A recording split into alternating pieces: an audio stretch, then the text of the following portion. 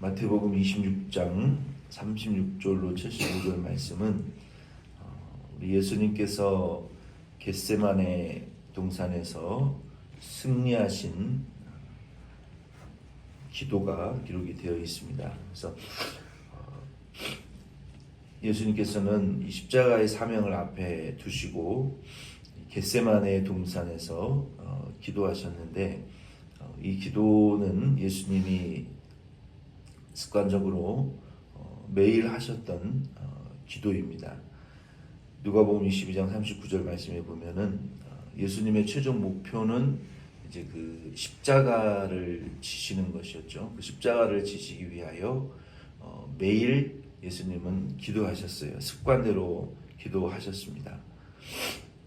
39절로 46절 말씀 같이 읽겠습니다. 39절로 46절 같이 읽겠습니다. 조금 나아가사 얼굴을 땅에 대시고 엎드려 기도하여 이르시되 내 아버지여 만일 할만하시거든 이 잔을 내게서 지나가게 하옵소서. 그러나 나의 원대로 마시옵고 아버지의 원대로 하옵소서 하시고 제자들에게 오사 그 자는 것을 보시고 베드로에게 말씀하시되 너희가 나와 함께 한 시간도 이렇게 깨어 있을 수 없더냐. 시험에 들지 않게 깨어 기도하라. 마음에는 원이로되 육신이 약하도다 하시고 다시 두 번째 나아가 기도하여 이르시되 내 아버지여 만일 내가 마시지 않고는 이 잔이 내게서 지나갈 수 없거든 아버지의 원대로 되기를 원하나이다 하시고 다시 오사 보신즉 그들이 자니 이는 그들의 눈이 피곤함일러라. 또 그들을 두시고 나아가 세 번째 같은 말씀으로 기도하신 후 이에 제자들에게 오사 이르시되 이제는 자고 쉬라. 보라 때가 가까이 왔으니 인자가 죄인의 손에 팔리느니라. 일어나라 함께 가자. 보라 나를 파는 자가 가까이 왔느니라. 아멘. 예수님께서 겟세마네에서 기도하셨는데 이미 그곳에서 십자가를 지기 위하여 기도로 승리하셨습니다. 예수님도 육신을 입고 계셨기 때문에 이 십자가의 사명을 지실 때 매우 슬퍼하셨고 또 고민하셨고 매우 하나님 앞에 간절히 이 잔을 피할 수 있으면 피하게 해달라고 하나님께 기도하셨던 모습을 통해서 예수님께서 이 고난의 잔을 지실 때 우리가 심히 고민하시고 또 슬퍼하신 이 모습을 우리가 통해서 예수님도 십자가 앞에 이렇게 고민하시고 정말 슬퍼하신 이 모습을 보면서 우리도 예수님께서 이 십자가를 지신 것이 그냥 뭐 쉽고 가볍게 지신 것이 아니라 온 힘을 다하여 그리고 최선을 다하셔서 조금의 오점도 이 사명을 감당하는 데 남기지 않기 위해서 모든 것을 다 쏟아 부으셔서 이 십자가 사명을 감당하신 것을 우리가 볼 수 있습니다. 이 겟세마네라는 동산의 그 이름은 기름을 짜는 틀이라는 그런 의미예요. 이 고대의 기름을 짤 때는 오늘날 기계로 짜지 않았고 그 큰 이 돌과 돌을 이렇게 두 개를 합쳐서 그리고 그 사이에 이 나무를 여러 가지 나무를 이렇게 끼워 가지고 거기에 낙이나 말에게 멍에를 매게 해 가지고 돌았어요. 돌 때 그 위에다가 이 올리브 열매들을 이렇게 쏟아 부으면 한국으로 치면은 대형 그 맷돌과 같은 그런 틀이었어요. 그래서 그 안에 올리브 열매가 들어가서 그 큰 맷돌판에 이 돌이 돌아가면서 갈리고 그리고 거기에서 즙이 올리브의 기름이 이제 뚝뚝뚝 떨어지는 것처럼 예수님의 그 기도는 이 겟세마네가 기름을 짜는 틀이라는 의미가 있었던 것처럼 예수님이 겟세마네 동산에서 매일 밤 기름을 짜는 것처럼 그리고 그 올리브 열매가 터져 나가는 것처럼 예수님은 그렇게 간구하셨던 것 같아요. 뭐 때문에 간구하셨겠습니까?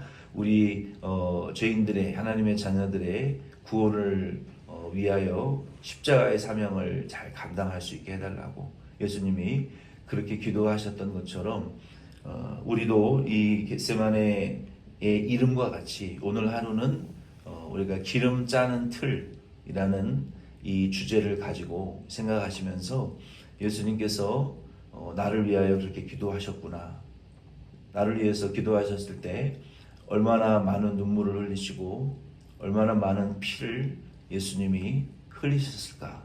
우리가 부모가 자녀들을 위하여 참 간절히 기도할 때 우리 마음속에 그 깊은 애절함으로 또 우리가 간절한 그런 기도의 제목이 있을 때 정말 우리의 몸을 하나님 앞에 비틀고 짜내면서 우리가 기도하듯이 예수님도 그렇게 기도하셨을 거예요. 우리의 구원을 위해서. 근데 예수님은 지금도 우리를 위해서 기도하고 계십니다. 그래서 우리는 오늘 하루 예수님께서 우리를 위해서 이 기도하셨던 겟세마네의 기도와 같이 이 겟세마네 동산에서 하셨던 기도에는 6가지의 특징이 있어요. 첫 번째 특징을 보면은 39절 말씀에 보면은 예수님께서 이 겟세마네 기름을 짜는 것과 같은 기도의 특징을 첫 번째로 시간과 공간적인 구별된 기도를 하셨어요. 예수님께서 기도하실 때 9명의 제자는 산 아래에 두고, 그리고 그 중에 3제자만 누굽니까? 베드로, 야고보, 요한을 따로 데리고 좀 더 높은 그 겟세마네 동산에 올라가셨어요. 그렇게 하신 이유는 기도에 방해를 받지 않기 위해서 시간과 이제 공간의 장소를 분리해서 기도하셨어요. 그리고 그 3제자를 데리고 거기에서 예수님께서는 좀 더 다른 장소로 이렇게 돌을 던져서 소리를 들을 수 있을 정도의, 그러니까 한 10피트, 20피트 정도, 이 정도의 거리를 유지하시고 9제자는 산 아래, 예수님과 3제자는 높은 산에, 그리고 예수님은 가장 높은 곳에 가셔서 돌 던질 만큼의 거리를, 시간과 공간을 구분하셔서 기도하셨어요. 예수님이 이렇게 기도하신 모습을 통해서 우리가 하나님 앞에 가까이 나아가기 위해서는 세상과 또 가장 가까운 사람들과의 거리와 어떤 장소적인, 공간적인 이 거리를 좀 두고 기도해야 될 필요가 있는 거예요. 왜냐하면 가까운 거리에서 기도를 하게 되면 내 기도를 저 사람이 들을까, 혹은 다른 사람들의 기도를 내가 자꾸 듣게 되기 때문에 하나님에게 전적으로 기도하는 일에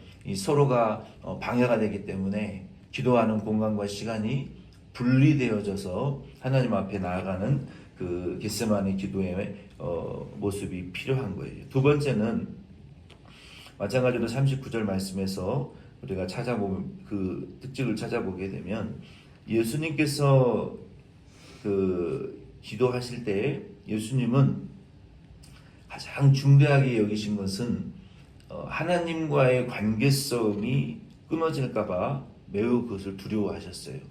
예수님께서 이 고난의 산을 내가 피할 수 있으면 피하게 해달라라고 기도하신 이유는 예수님의 그 마음에 이 고난이 너무 커서 하나님과의 관계성이 끊어지면 안 되기 때문에 하나님에게, 하나님, 이 고난의 잔보다 하나님과의 아버지와 저와의 그 관계성이, 연합이 끊어지지 않도록 이 잔을 만약에 피해야 된다면 피하게 해주시옵소서. 그러니까 우리도 이 기도에 하나님 앞에 그 간절한, 정말 애절하고, 우리가 정말 간절한 기도를 하다 보면은 우리가 기도할 때는 모르는데 기도하고 나면은 막 오후가 돼서 막 배가 끊어질 정도로 아프고, 이 능막이 끊어질 정도로 아프고, 그리고 우리 위액이 터져 나올 정도로, 우리 위산이 역류될 정도로 그렇게 간절하게 애절하게 기도를 우리가 하는 경우가 있어요.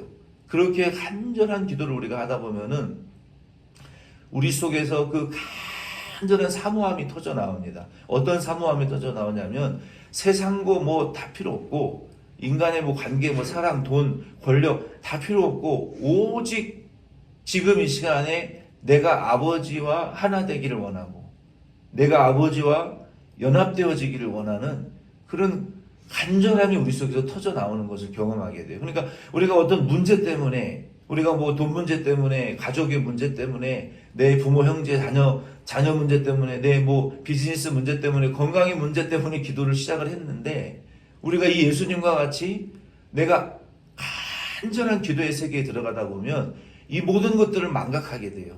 다 망각하게 되고 아무 생각이 나지 않아요. 오직 간절한 기도는 무엇든 기도가 나오게 되냐면, 아버지 사랑합니다. 아버지 영광을 위하여 살게 해주시옵소서. 아버지가 말씀하시면 듣겠나이다. 이런 기도밖에 안 나와요. 그러니까 우리도 이 겟세마네 기도의 기도 가운데 들어가기 위해서는 이런 기도가 우리에게 필요한 거예요. 아버지, 어떤 것도 필요 없습니다. 하나님 아버지를 사랑하고 아버지와의 관계성에서 끊어지지 않도록만 해 주시옵소서. 오직 하나님과 하나 되고 하나님의 영광을 위하고 주님이 말씀하시면 종이 듣겠나이다. 명령하시옵소서. 순종하겠나이다. 이런 기도의 단계로 예수님은 그 겟세마네 기도가 들어가셨다는 거예요. 두 번째 특징은. 세 번째 특징은 39절, 42절, 44절 말씀에 보면은 아버지 뜻을 순종하겠다는 기도예요. 그 어떤 무서운 고통과 고난도 아버지께서 원하시면 순종하겠다. 이것이 예수님의 겟세마네 기도의 세 번째 특징이에요. 네 번째는 40절로 41절 말씀에 깨어서 육신의 약함을 이겨나가는 것이 이 겟세마네 동산의 기도예요. 우리가 기도하기 전까지는 정말로 힘들고 순종하기 어렵고 내일부터 하자, 미루는 이런 그 마음이 바쁘니까 피곤하니까 이런 마음이 들지만 이 겟세마네 기도는 그것을 이기고 육신의 욕심을 우리가 이겨나가면서 하는 기도가 예수님의 겟세마네 기도의 특징이에요. 왜냐면은 제자들도 예수님의 이제 잠시 후에 한두 시간 뒤면 로마의 군인에 의해서 잡혀가시고 이제는 영원히 육체적으로는 이제 작별이잖아요. 예수님의 육체를 다시 만질 수 없고 예수님과 함께하는 시간이 마지막인데 제자들은 그 시간마저도 그 육신의 그 잠에 막 짓눌려 가지고 눈 커플을 뜰 수가 없고 잠시라도 그 기도 소리내어서 기도를 하지 못하고 다 코를 골고 그냥 잠에 빠져버린 그런 그 육신의 연약을 어떻게 이겨낼 수 없고 감당할 수 없는 그런 상태에 빠져 있었지만 예수님은 그것을 이겨내시면서 극복하면서 기도를 하셨다는 거예요. 우리도 이것이 겟세마네 기도의 네 번째 특징이에요. 42절 44절에 보면 다섯 번째 이 겟세마네 기름 틀에서 기름을 짜는 것과 같은 기도의 특징은 고난을 통해서 순종을 배우는 기도예요. 예수님께서도 이 잔이 내게서 지나갈 수 없거든 피할 수 있으면 피하지만 아버지 원대로 되기를 원합니다라고 기도하시면서 예수님이 그 고난을 이 몸으로 느끼시고 그 고난의 과정을 통과하셨어요. 이 기도라는 것은 고통스러운 것이고 기도라는 것은 정말 고난의 과정이에요. 하나님 앞에 내가 몸으로 하나님 어떤 뜻을 이루기 위해서 내가 몸으로 그 고난의 과정을 다 통과해서 이게 지나가는 거예요. 마치 그 금덩어리 광석이 그 뜨거운 그 불 속에 들어가서 온전한 불순물들을 태워주고 온전한 그 순도의 금으로 태어나는 것처럼 우리 기도라는 것은 이 기도가 어떤 것보다도 사실은 힘들어요. 이 고난의 과정이기 때문에 예수님께서 그래서 결국은 그 기도하시면서 이 피를 흘리시기까지 기도로 그 고난의 과정을 통과하고 그 기도를 통해서 미리 받을 그 십자가의 고난을 예수님은 미리 다 받으셨어요. 그러니까 기도라는 것은요, 우리가 기도를 하다 보면은 하나님이 우리에게 주실 고난의 과정을 우리가 미리 선 경험하는 거예요. 앞으로 하나님께서 우리에게 주실 하나님의 뜻은 분명히 있는데 이 뜻을 어떻게 이루어 들어야 될지 모르고 감당할 능력이 없지만 기도하게 되면 하나님이 기도의 과정 중에서 그 고난을 미리 다 경험하게 하세요. 그 고난이 내게 와요, 실제로. 그래서 기도하다 보면 그 고난을 통해서 앞으로 겪어야 될 문제의 고난이 내가 몸으로 다 경험되어지는 거예요. 그리고 그걸로 끝나는 것이 아니라 그 고난을 통과하면서 앞으로 내가 경험해야 될 일들에 대한 시험을 미리 이기는 거예요. 그래서 기도해야 되는 거예요. 그래서 기도를 통해서 미리 이기면 그 상황이 왔을 때 승리지만, 고난을 통해서 미리 기도를 통해서 그 고난을 통과하지 못하면 그 상황이 왔을 때 100% 백전백패라는 거예요.